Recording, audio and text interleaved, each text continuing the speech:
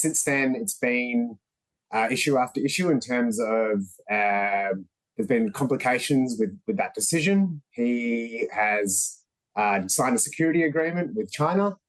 And from there, there's been riots and various issues domestically. So at the moment, there's a decision with Solomon Islands where the people of the Solomon Islands essentially have to decide between one pathway and another. That one of the pathways is with Manaseh Sogavare towards this direction of this new alignment with China. And there's a different pathway in terms of the opposition parties who are deciding to have a different way of looking at the future of Solomon Islands and where the country's headed.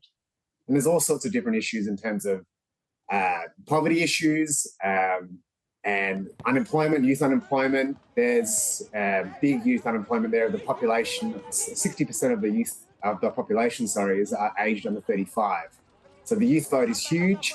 And it's just a big, big decision for the people of Solomon Islands about what's next for their country. Well, what is expected to happen at the election? Who's the favourite to win? Well, it's between three candidates or three parties at the moment. The incumbent, Manaseh Sogavare, is the favourite to win. He is under what's called the Our Party. He is essentially at the moment touring around the country, drumming up support. For the past couple of weeks, he's been going around to different island to island, doing his campaign launches. And at the moment, because of his power within Solomon Islands politics, his fourth stint as Prime Minister, and he's looking for a fifth. And he has a big clout in terms of negotiating between different parties.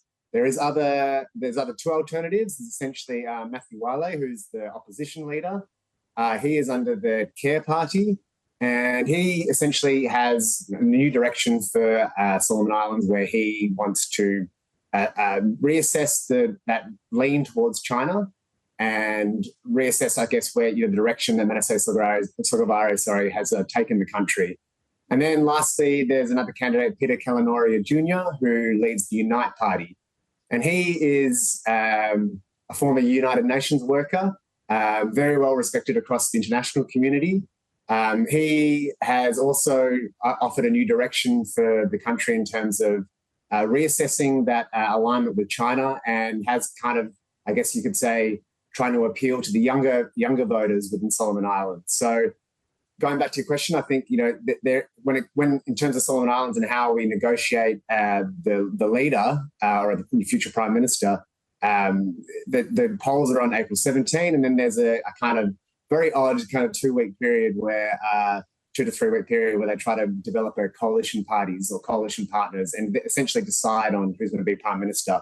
And that's where Manaseh Sogavare comes into his own. He is great at politicking. He's a wonderful negotiator. He's done it 4 times before, and he'll be the hot favourite to looking for a fifth. And Nick, the ABC today reported on Prime Minister Mannasseh Sogavare's speech where he questioned the merits of democracy and praised the Chinese way of governing. Do you think this will have an impact on his re-election campaign?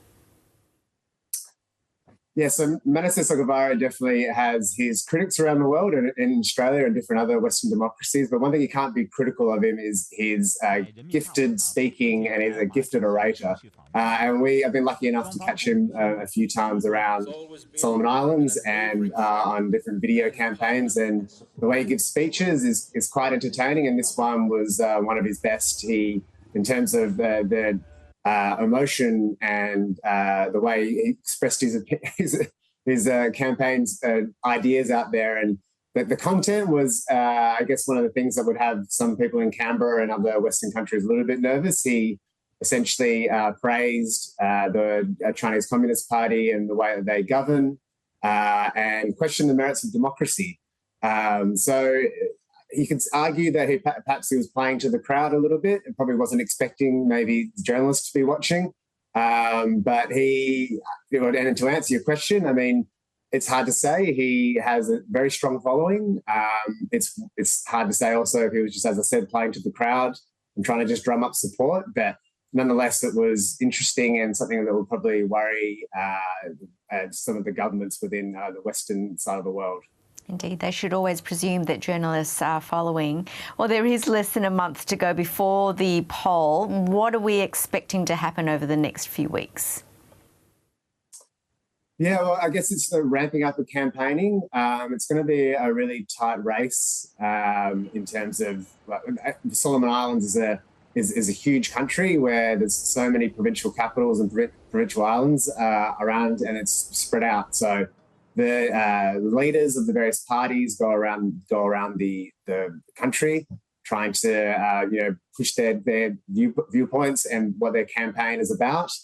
And then we come together for the poll on April 17. And from there, I mentioned earlier that it's kind of a strange process where they count the votes, assuming that Mannasseh Sogavare and the two other opposition leaders are elected in their provincial areas.